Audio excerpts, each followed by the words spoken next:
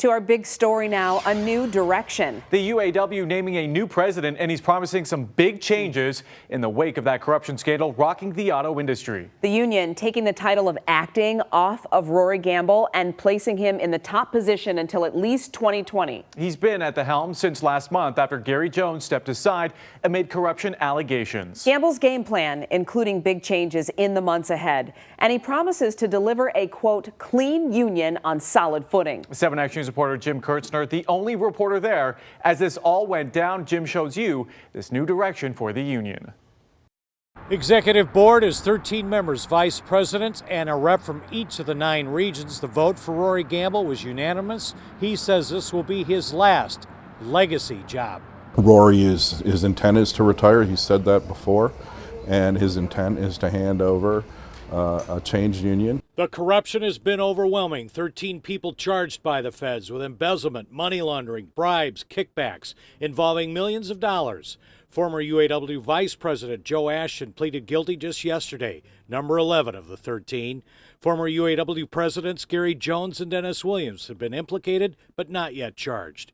Both of their homes were raided in August by the feds, among others.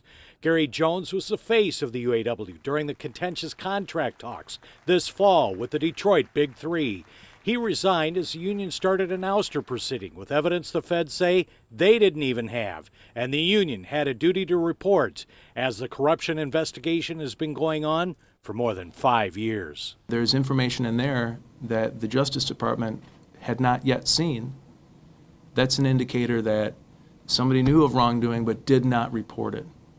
And that, going forward, should not happen. The union's executive board meeting at this Southfield hotel behind closed doors. Rory Gamble was appointed acting president last month and has instituted more outside oversight over union operations. The feds have not ruled out a racketeering takeover action down the road. All options are on the table. Union leaders don't want the feds running their business. No one here willing to talk except their spokesman, who says they're getting it. I think if you've seen the pace of things in the last 3.5 weeks, you are seeing a culture change. You're seeing a lot of a shift in how this is being handled. Rory Gamble will be president for the next 2.5 years. He will be busy. The feds may issue new charges at any time.